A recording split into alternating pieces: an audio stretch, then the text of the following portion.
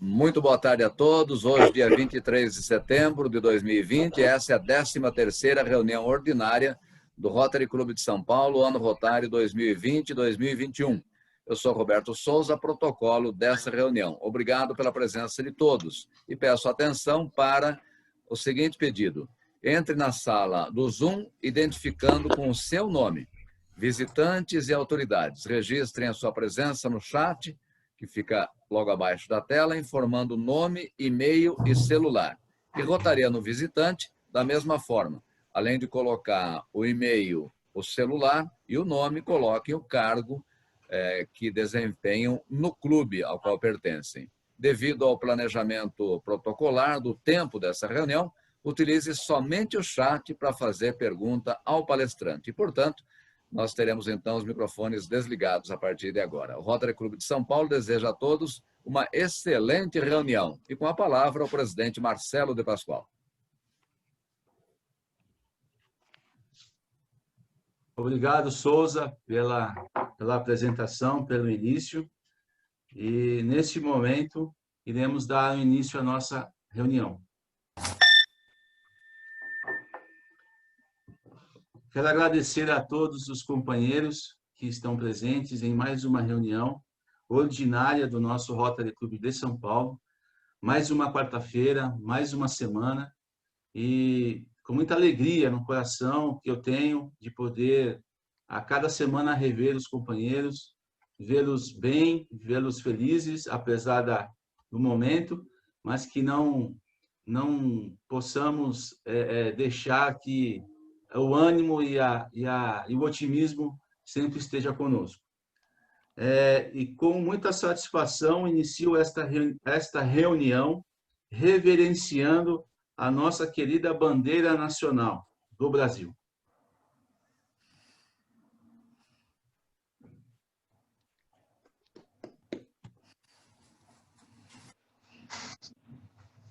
Obrigado pela saudação à bandeira.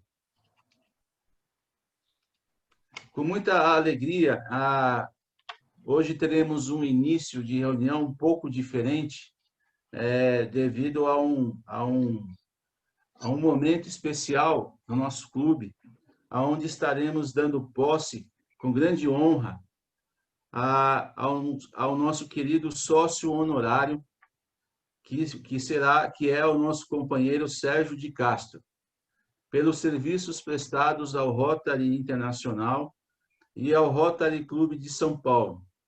Com muita alegria, nosso conselho diretor aprovou, né, com muita alegria, que dessemos esse título de sócio honorário ao nosso querido Sérgio de Castro. E eu queria dar um minutinho para o nosso querido companheiro Siciliano, que foi quem indicou, né, o nosso Sérgio de Castro para ser o sócio honorário. Siciliano, palavra com você. Muito obrigado, presidente. Bem, entre nós, rotarianos, carinhosamente, Sérgio de Castro deixou de ser chamado simplesmente por Serginho. É assim que todos nós, e praticamente todos os rotarianos de São Paulo e até do Brasil, o conhecem. É uma maneira carinhosa, mesmo porque é uma retribuição de tudo que o Serginho tem oferecido a todos nós e ao Rotary. Ao vir aqui, neste momento, com muita honra, para apresentar-lhes nosso novo associado honorário, que sempre se esmerou como jornalista, orador, homem de ação forte em Rotary, é amigo querido em Rotary ou em qualquer lugar mercê do coração grande que carrega. Serginho foi editor da revista Vida Rotária, da Fundação de Rotarianos de São Paulo, no período de 1955 a 1988. Foi funcionário procurador da Fundação de Rotarianos de São Paulo, Colégio Rio Branco e Lar Escola Rotary, entre 1955 e 1993. Autor de diversos livros, inclusive vale ressaltar de sua última obra, relatando a história do Distrito 4610, editada em 2019 sob o título Rotary Distrito 4610, Eterno Amém. Em 1984, Serginho foi o primeiro funcionário da Fundação de Rotarianos de São Paulo a receber o título Paul Harris. Associado aos Rotary Clubes de São Paulo Sumaré, São Paulo Jardim das Bandeiras, República e, atualmente, Rotary Clube de São Paulo Oeste.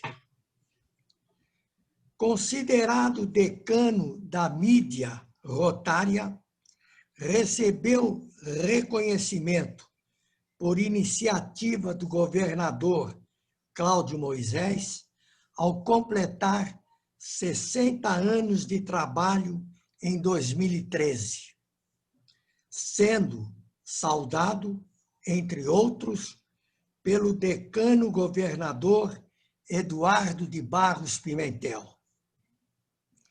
Desde 1990, edita a coluna rotária no jornal Gazeta de Pinheiros, onde, aliás, Serginho e eu nos conhecemos desde a década de 1960. É com muita alegria e honra que, a partir desta data, e faço votos que, por gestões seguintes, Sérgio de Castro, carinhosamente chamado Serginho,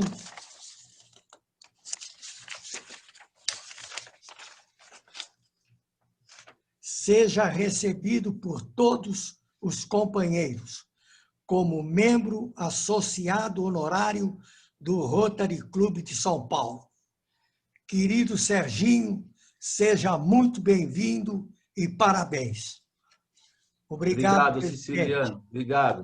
Com a palavra agora, em breves palavras, o nosso querido Sérgio de Castro. Pois não.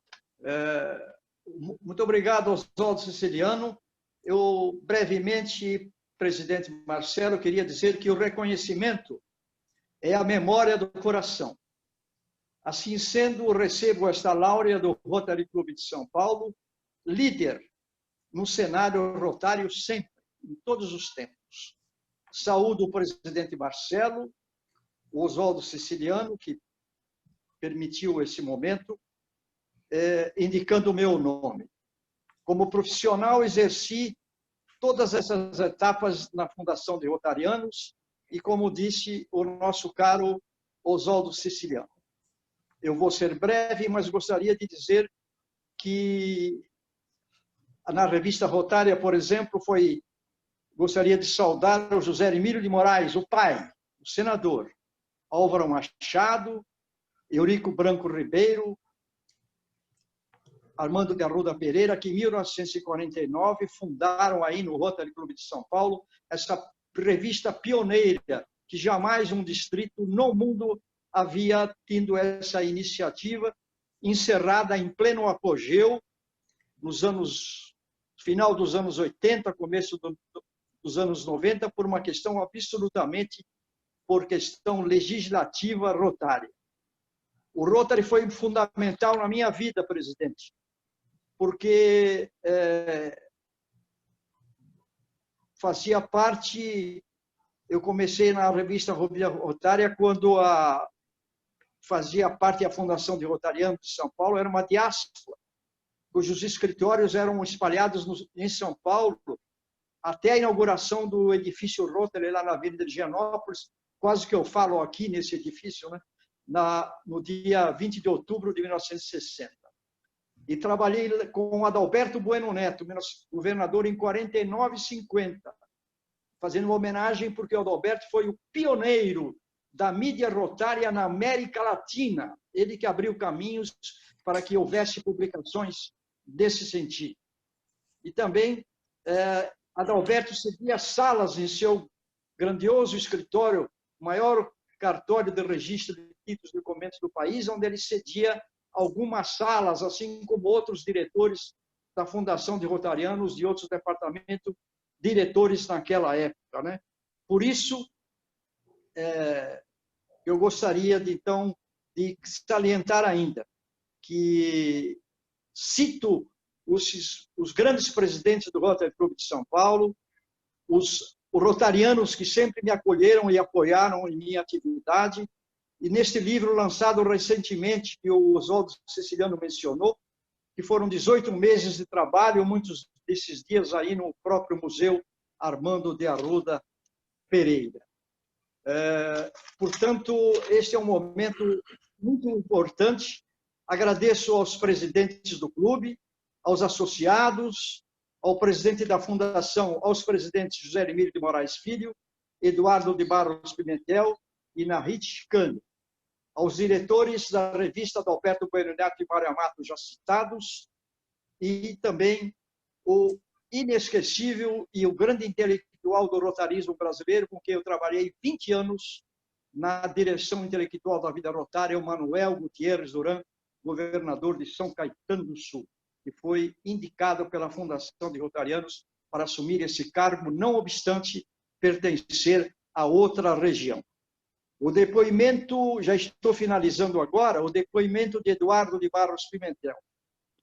No prefácio de um dos meus livros, um dos primeiros, Servir Sem Medir, em 2004, ele disse que oportunidade de ouro para este jovem, desde o início, ganhando lições de vida extraordinárias, observando e redigindo fatos marcantes do Rotary e do mundo.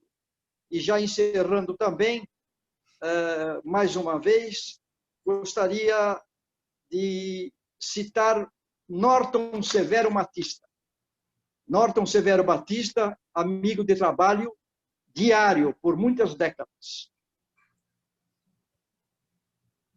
Ele, por solicitação de José Hermílio de Moraes Filho, então presidente da Fundação de Rotarianos, confiou a compra das alianças das minhas bodas de prata, com que a Fundação me outorgou nessa comemoração com a minha saudosa Jurema.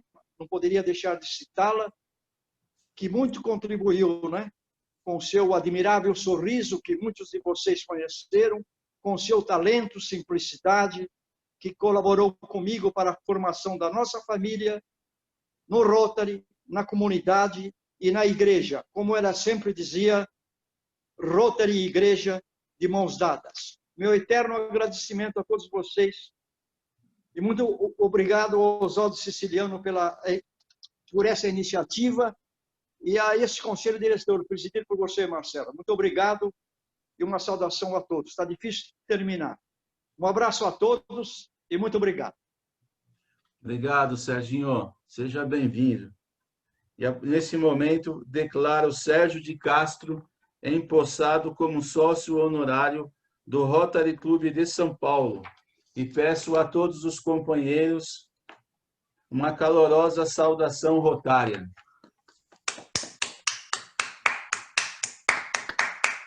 Um abraço, Serginho. Obrigado. Bem. Contamos com o seu apoio e o seu conhecimento de Rotary. Bom, nesse momento solicito ao protocolo Roberto de Souza que proceda com a apresentação de nossa reunião. Ok, muito obrigado, presidente Marcelo de Pascoal. Eu não poderia deixar de aproveitar essa oportunidade para contribuir com mais uma informação ao nosso mais recente companheiro honorário Sérgio de Castro. É o jornalista, sem dúvida alguma, que mais entende de Rotary no mundo e talvez o rotariano que mais entenda de Rotary também no mundo. Além de ter uma memória privilegiada, tem uma enorme folha de serviços ao Rotary Internacional, ao Rotary no Brasil e ao Rotary Clube de São Paulo, além de ser bastante atuante com o seu talento e o seu conhecimento. Parabéns, Sérgio de Castro, para nós é um privilégio tê-lo sempre como companheiro e agora como na categoria honorário. Eu gostaria de pedir para os que estão participando da nossa reunião, são aproximadamente 50 companheiros e companheiras, além de visitantes e autoridades, para que coloquem a identificação na parte de baixo da sua foto. Eu já notei entre os presentes, tem uma identificação com Galaxy Note, que é o nome do aparelho. Então, por favor, entre ali. É fácil você colocar o seu nome na identificação. Você clica na parte superior direita da tela, vai aparecer Rename, que é a terceira opção, e você coloca o seu nome ali. Ou, se preferir, coloque a sua identificação no chat para que a nossa retaguarda com a Daniela, com a Daniele, possam depois dar a lista para a nossa citação no final da reunião. Senhoras e senhores, é com imensa satisfação que passo a apresentar agora o mini currículo do nosso palestrante do dia, Antônio Álvaro Duarte de Oliveira. Antônio Álvaro Duarte de Oliveira, diretor-presidente da Fundação de Desenvolvimento da Pesquisa dos Agronegócios, Fundepag. Balanced Scorecard em Estatística e Ciência da Computação pela Unicamp. Master of Science em Sistemas de Informação e Inteligentes pela Unicamp. Associate Researcher na Cornell University, Ithaca, USA. Especialista em Administração de P&D e Propriedade Intelectual. Pesquisador científico executivo de instituições de pesquisa nas áreas de zootecnia, tecnologia de alimentos e gestão estratégica e fundações de apoio. Trabalhou 24 anos em empresas privadas e 30 anos em instituições públicas de pesquisa do agronegócio, produzindo 47 artigos científicos e 5 capítulos de livros. Com a palavra, o presidente Marcelo de Pascoal.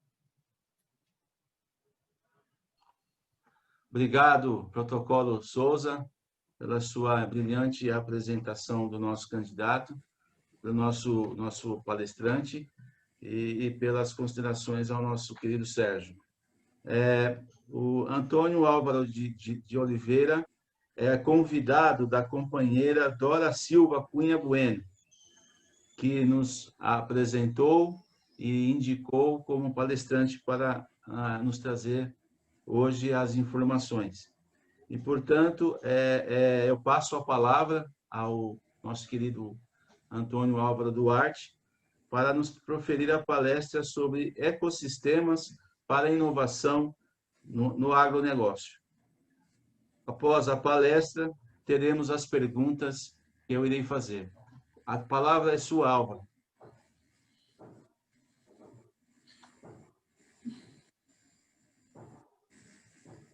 Muito obrigado, Marcelo. É uma enorme satisfação, um grande prazer participar dessa reunião do Rotary. Então, nós vamos falar um pouco sobre o ecossistema de inovação dos agronegócios, que é um assunto que traz inúmeras variações e vertentes que podem ser discutidas por todos. Deixa eu entrar aqui só um instantinho, vou entrar aqui na apresentação.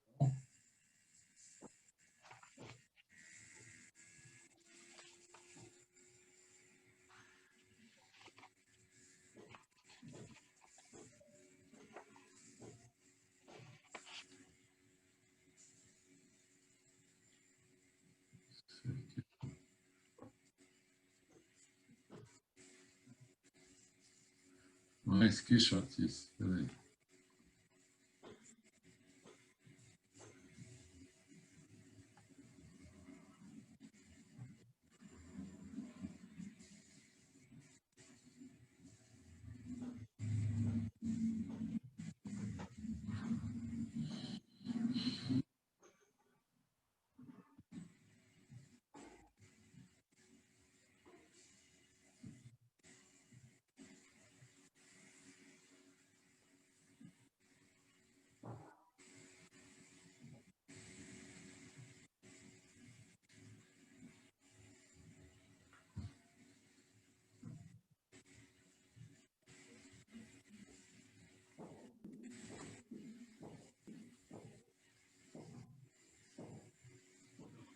Me perdoe, o computador aqui está com algum problema. Só um instante. Deixa eu sair e já volto.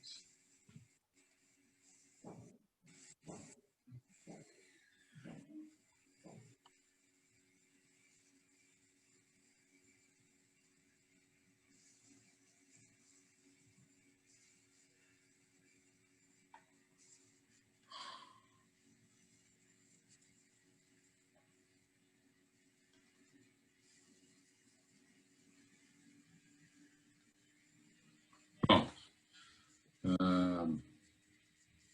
Me perdoe mais uma vez. Todos estão tendo acesso à tela? Sim, sim, estamos. Bem, pessoal, inicialmente eu gostaria de apresentar a fundação que eu estou representando como diretor-presidente. Né? A Fundepag foi criada em 1978, né? Por ação do então governador do estado de São Paulo, Paulo Egídio Martins, em parceria com o secretário da Agricultura e Abastecimento, Paulo da Rocha Camargo, e o presidente da FEBRABAN, Roberto Bornhausen, que tiveram a iniciativa e a visão muito lúcida de procurar facilitar a relação entre a iniciativa privada e a iniciativa pública representada pelas instituições de pesquisa e desenvolvimento na agricultura da época. Né? A Fundepag teve imenso sucesso durante toda a sua existência, né? Tanto na questão de facilitar a integração, como também no apoio ao desenvolvimento tecnológico, no fomento aos serviços especializados e no apoio a projetos de ciência e tecnologia. Nesse tempo, foram mais de 700 projetos apoiados pela Fundepag, né? Com um financiamento de algo próximo a R$ 1.100.000 tanto para projetos de pesquisa e desenvolvimento, como para fomento de serviços especializados. E como todos sabem, a Fundepag é uma fundação privada e não tem fins lucrativos. Inicialmente, na sua criação, a fundação apoiava o Instituto Biológico, o Instituto Agronômico de Campinas, o ITAL, de Tecnologia de Alimentos, o Instituto de Economia Agrícola, o Instituto de Zootecnia, o Instituto de Pesca e a APTA Regional, que são as estações e centros experimentais onde são desenvolvidas as pesquisas dos institutos. Né? Esse foi o início da Fundepag, que depois, em 2017 e 2018, como resultado do Decreto Paulista 62.817, né, expandiu a sua atuação, apoiando também instituições de pesquisa do meio ambiente, como o Instituto de Botânica, o Instituto Geológico, o Instituto Florestal e a Fundação Parque Zoológico, que é aí uma fundação pública do Estado de São Paulo. Né? Em sua trajetória, a Fundepag evoluiu para um outro empreendimento que nós iniciamos no final de 2019, foi lançado em Campinas, durante Nova Campinas, o Conexão Fundepag. o Conexão Fundepag tem um objetivo fechado e claro para os propósitos da inovação tecnológica e empreendedorismo, né? E para que isso possa acontecer, nós expandimos as nossas parcerias e ampliamos nossas competências, nos juntando a empresas e organizações que tratam da aceleração, mentoria e desenvolvimento de projetos e startups, né? Como o Venture Hub e o Food Ventures. Eu passei a ser VP da Fundação Fórum Campinas, onde estão abrigadas mais de 15 instituições de pesquisa e desenvolvimento da região metropolitana de Campinas. Nós também tivemos formalmente a inclusão das parcerias da Cycrop, que é especializada em inteligência artificial e georreferenciamento por tratamento de imagens computacionais, no Instituto Eldorado, que é um instituto privado de pesquisa científica e tecnológica, que teve como origem a Samsung quando estabelecida no Brasil, e que tem todas as especialidades ligadas à computação e informática. A tal GC, que é uma startup em franco crescimento, que trata de bioinformática e genoma, né? tudo relacionado também à questão de informatização. A Fundação IOTA, que é uma fundação alemã, que nos auxilia no estabelecimento de projetos com blockchain, né? A IOTA detém a tecnologia mais atualizada de blockchain do mundo, e também obtivemos a competência complementar da MSE Consultoria, que nos ajuda com as empresas, né, para o apoio na gestão da inovação, fundamentalmente nas questões da Lei do Bem e da Lei das ICTs, que são importantes incentivos fiscais para o desenvolvimento da inovação tecnológica. Os principais valores da Fundepag são a colaboração, a criatividade, o compliance, a ética e a integridade, que são valores indiscutíveis e sempre presentes em todos os trabalhos que a gente realiza.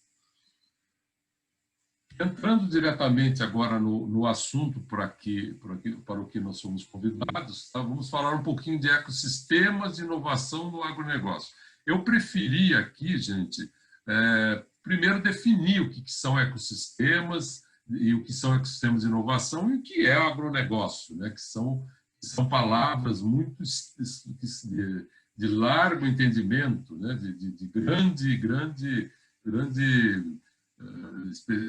detalhamento, né? Se a gente for falar de cada uma dessas coisas, vamos ficar um tempão. Então, para o caso presente, ecossistema são inter-relações entre o ambiente e os seres vivos. Essa é a definição tradicional. Tá? Aqui eu procurei as definições mais curtas e mais tranquilas de se entender, para a gente não expandir muito a discussão. Inovação, segundo o Manual de Oslo, é a introdução de algo novo em qualquer atividade humana. Tá? E agronegócio representa a totalidade das operações do ciclo da agricultura, pecuária, e engloba, além da produção e processamento, os serviços financeiros de transporte, marketing, seguros, bolsas de mercadorias e outros. Tá? Então, aqui nós temos a definição macro, a definição conceitual do que é ecossistema, inovação e agronegócio. E o que é o ecossistema de inovação? Nada mais é do que uma definição que nos foi ofertada pela InCharge Soluções Agropecuárias, que diz que ecossistema de inovação é a união entre os ecossistemas de conhecimento e os ecossistemas de negócio. Isso a gente percebe claramente em ambientes mais evoluídos, como, por exemplo, no MIT, onde você tem prédios, 3, 4 prédios, que tratam de ecossistemas de inovação, onde as empresas trabalham junto com as startups e com os pesquisadores daquelas universidades que estão próximas da região. Então, o ecossistema de inovação é um complexo de relacionamentos que são formados entre atores e entidades cujo objetivo é permitir o desenvolvimento tecnológico e a inovação. sendo que é a soma do ecossistema de conhecimento, tá? É um complexo e multifacetado sistema de pessoas, instituições, organizações, tecnologias e processos pelos quais o conhecimento é criado, interpretado, distribuído, absorvido e utilizado. Percebam aqui que qualquer empreendimento hoje, qualquer inovação, depende muito da colaboração e do compartilhamento, porque são várias disciplinas, várias especialidades que têm que estar juntas para que haja a produção da inovação, que haja a oferta de novos produtos e processos. Não é tão simples mais como foi até o século passado.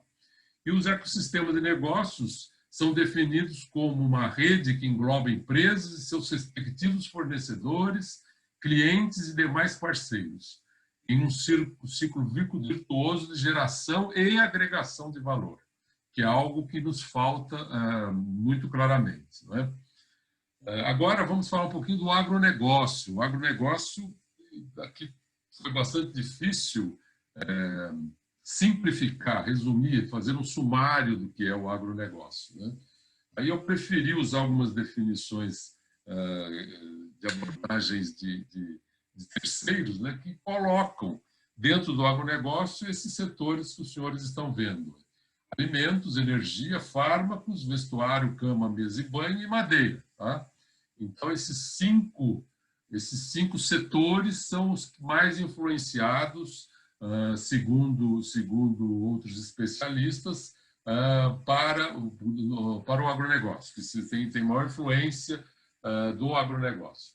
Aqui eu criei uma planilha, né, bem simples, onde eu coloquei o agronegócio e o conhecimento tradicional. O que eu chamo de conhecimento tradicional? Aquele conhecimento que já era necessário no século passado, no século XX, para que se pudesse desenvolver com qualidade e competência o agronegócio. Então, nos setores de alimentos, energia, farmácia, vestuário e madeira, tinha-se e tem-se ainda que desenvolver a temática de biotecnologia e nanotecnologia, a engenharia genética e genômica, né?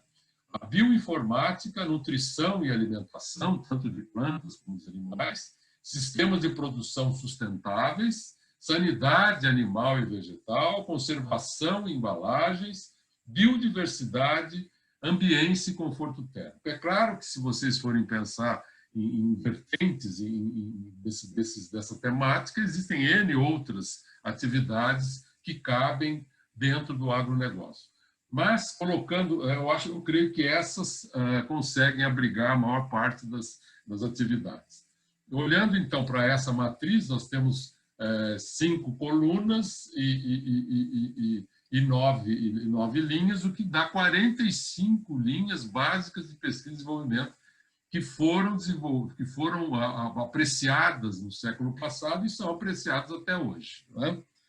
E por que eu estou falando isso? Porque agora se acrescenta a essas linhas que eu citei antes a transformação digital. Né?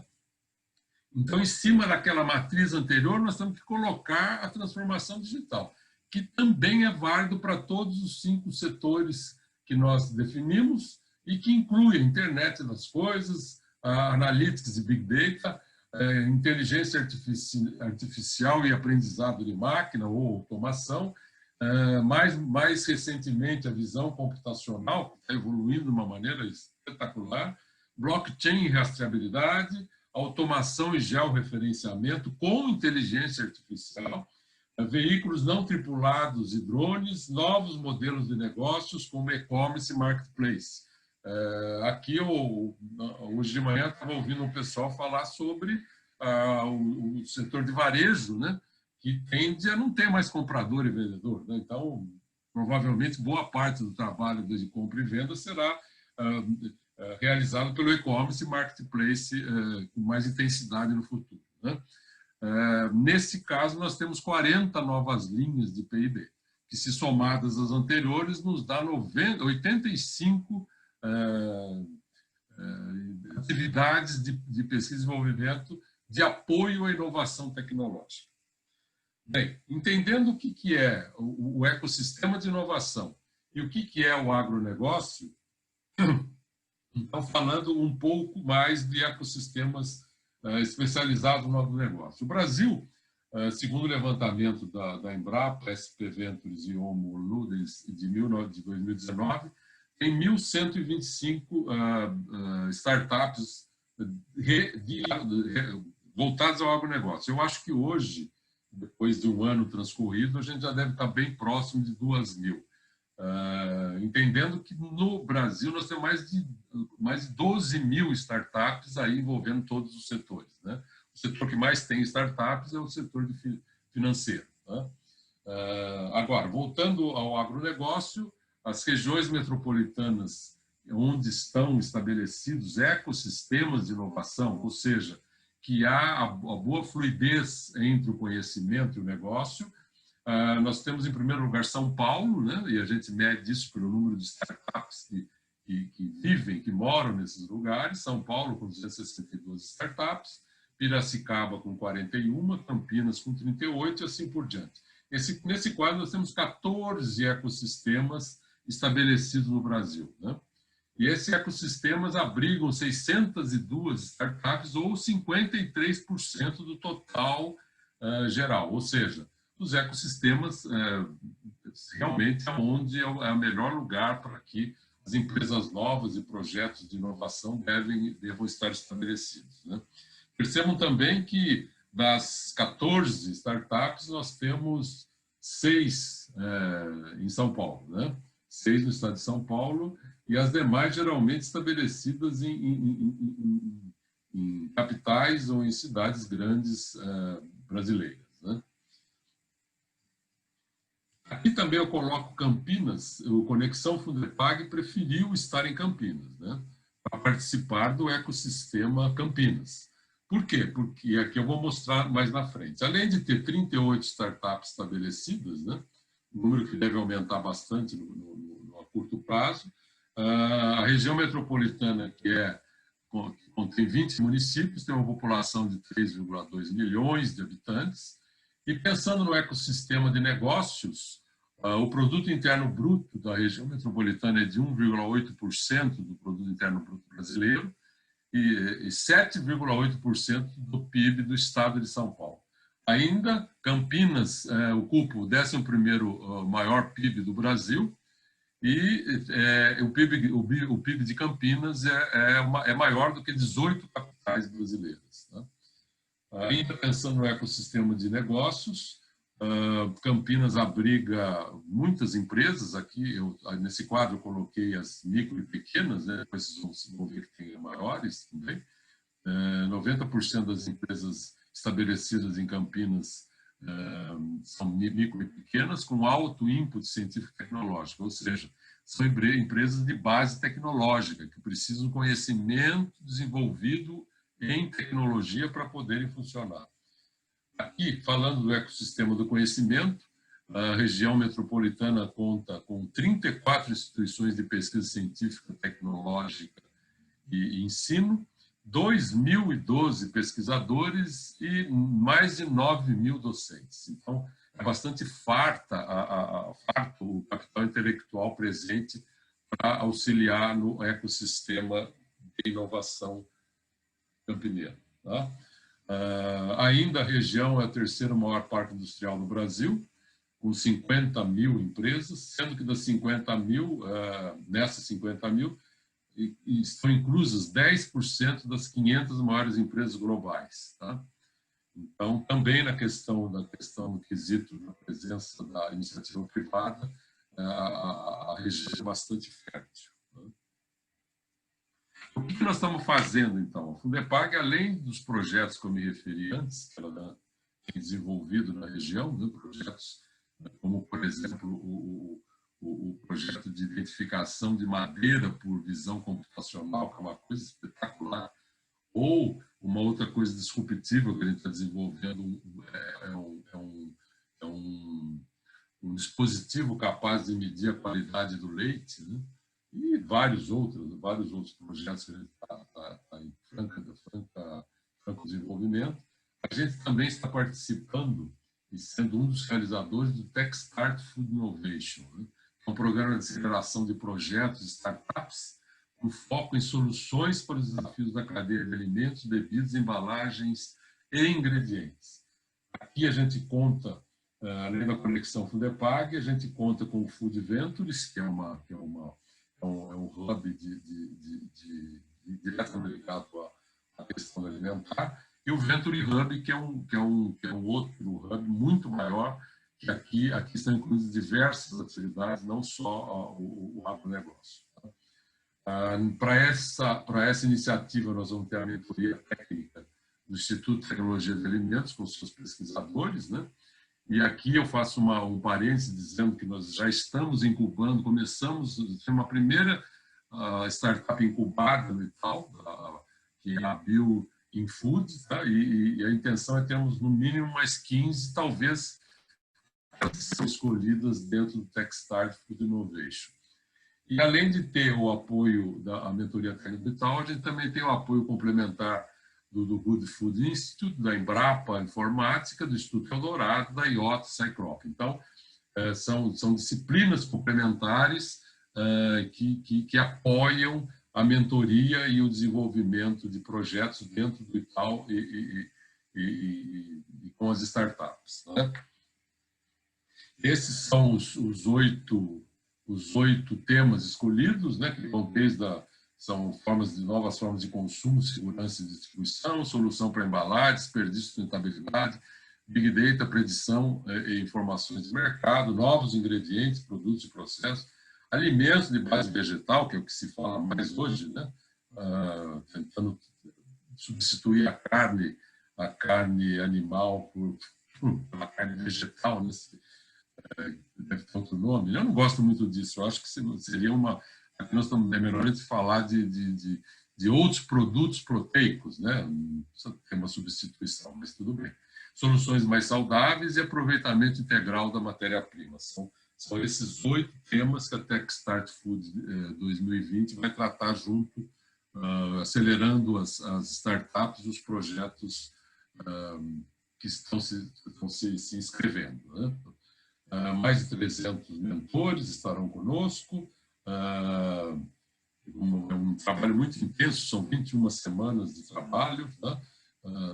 Com as startups. Mentores acompanham testes em plantas piloto e análises laboratoriais. Isso é exclusivo para empreendimentos que pretendam acelerar startups, né? A gente vai ter o Itaú cedendo os seus laboratórios e as suas plantas pilotos para fazer testes de conceituais e test beds, né? E, além disso, outra coisa exclusiva, a gente vai ter mentores jurídicos de propriedade intelectual, área contábil e outros para garantir a sustentabilidade dos negócios advindos dessas MVPs, dessas startups que já têm o mínimo de qualidade para estar no mercado. A infraestrutura, já falei um pouco, né? Além de ter o Itaú com os seus laboratórios e pilotos, a gente tem também as bases da Venture Hub, que é um ambiente espetacular, provido exatamente para receber startups e fazer aceleração, né? E também a rede de parceiros que eu citei antes, né? A própria Embrapa Informática, o Instituto Eldorado, e os outros estão à disposição também com as suas infraestruturas. O cronograma oficial... Álvaro, Pois não. 5 minutos para finalizar, viu? Tá, pode deixar. Aqui nós temos o cronograma oficial, tá? Dia 13/10 está iniciando o Armap, tá? Que vai se ocorrer em outubro, novembro, dezembro, ou seja, vários webinars que as empresas inscritas, as startups e projetos inscritos vão assistir, né? E a aceleração deve acontecer em 2021, em 21 semanas, tá? Iniciando em fevereiro, de onde devem sair de 12 a 15 startups. Hoje nós já temos mais de 80 cadastradas inscritas. A inscrição ainda vai até 27 de julho. Isso aqui acho que é o que a gente está oferecendo como base do Techstart, tá? Para as empresas, tá? Já falamos nisso antes. E outra linha, outra vertente que a gente tem desenvolvido, vai estar desenvolvendo a Inova Trade Show, aqui pensando, enquanto o TechStart pensa em empreendimento, aqui nós estamos transferindo conhecimento, tá? Juntando a Fundepag com a Inova, com a conexão Fundepag, a Inova Unicamp, né, que é a agência de inovação da universidade, a Fundação Fórum Campinas, a Embrapa Informática do Itaú. A gente está oferecendo webinars agro e food, que vão se iniciar no dia 28 de outubro, com os temas transformação digital no agronegócio, com 2 webinars, tá? Inteligência artificial e TechStart agrodigital, agroenergia, com o estado de arte do etanol e políticas públicas, falar um pouco de políticas públicas para a agroenergia, alimentos, food tech, proteínas alternativas e tendência dos alimentos, o TechStart Food Innovation,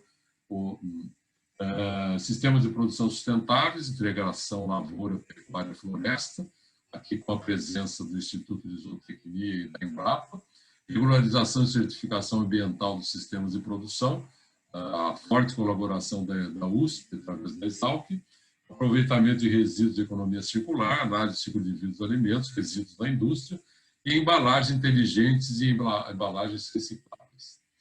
Por último, a gente vai ter um webinar transversal que vai falar do protocolo de Nagoya e do TIRFA no agronegócio brasileiro. É um assunto fundamental que tem causado muita discussão no ambiente do agronegócio. Enfim, gente, o que a Fundepag e o Conexão Fundepag estão pretendendo? Estão pretendendo incubar conhecimento na busca do desenvolvimento sustentável e contínuo. E como nós vivemos num novo mundo, a solução é sempre coletiva e a colaboração é essencial. Sem a colaboração não se anda muito mais na atualidade. É isso, espero ter cumprido a tarefa de passar muito rapidamente o que são os ecossistemas de inovação para o agronegócio. Muitíssimo obrigado a todos. Obrigado, Álvaro. Eu agradeço imensamente a sua presença e essa palestra, essa apresentação sobre o agronegócio, que acredito que nos trouxe bastante informações. E eu agradeço imensamente a tua disponibilidade em estar aqui com a gente, através do convite da nossa querida Dora. E eu agradeço. E eu passo a palavra para o nosso protocolo para as informações dos visitantes.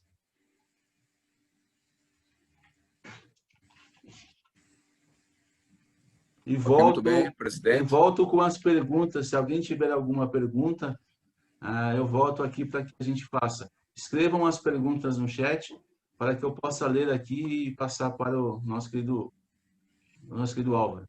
Mas não, Souza. Ok, desculpa aí que o microfone demorou para ser acionado. Nós queremos agradecer, nós tivemos a participação de aproximadamente 50 pessoas nessa brilhante apresentação do Dr. Álvaro. E nós queremos registrar aqui com muito orgulho as presenças do governador Edson Cunha Borcato, governador 2018-2019, do Distrito 4610, atual 4563, do Rotary Clube São Paulo Morumbi, do Sérgio de Castro, imagem pública e agora sócio honorário do Rotary Clube de São Paulo, que é o nosso sócio honorário forever, Eduardo Daher, da Associação Brasileira do Agronegócio, ABAG, Marcela Massari, presidente do Rotaract Clube da Universidade Mackenzie, o Roberto Monasterski, convidado do companheiro governador Narid Chicane, diretor executivo da ABBC, Associação Brasileira de Bancos, o Jô Rangel, do Rotary Clube Registro Ouro, Silvio Ribeiro do Vale, convidado da companheira Dora Silvia Bueno, Átila Bancucci, da Fundepag, Fundação de Desenvolvimento da Pesquisa do Agronegócio, Luiz Eduardo Filizola Durso, do Rotaract Clube da Universidade Mackenzie, Wagner Wilson, do Rotary Clube São Paulo Jardim das Bandeiras, Alto de Pinheiros, Mariana Palomar, Rotaract Clube Universidade Mackenzie, Betânia Machado, convidada da companheira Carla Blanco Pousada, Rafael Ribeiro do Vale, visitante, e também o Jorge. Muito bem, Obrigado pela presença. Vocês enriqueceram aí a nossa reunião tradicional das quartas-feiras com as suas presenças. Eu não sei se as perguntas estão chegando, mas eu gostaria de já encaminhar uma pergunta ao nosso palestrante, que é bem objetiva. Se ele acha que o Brasil deve investir mais em processamento de produtos acabados para exportação do que só exportar commodity. Liga o microfone, ó.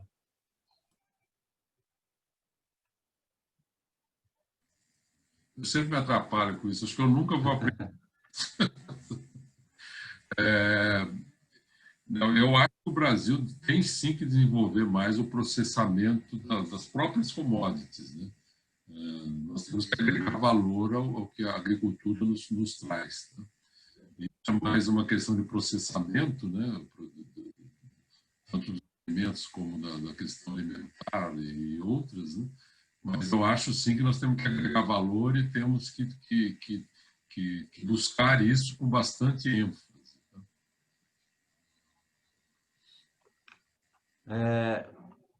Querido Álvaro, a nossa companheira Carla parabeniza pela palestra e pergunta: a fundação é uma incubadora ou é uma incubadora de startups? Vocês prestam esse serviço de incubadora? Não, a gente não é uma incubadora, mas a gente trabalha para incubar empresas dentro das instituições de pesquisa do Estado de São Paulo. Né? Porque que a gente pensa? Não adianta você incubar fora do ambiente necessário para que as pequenas empresas possam se desenvolver.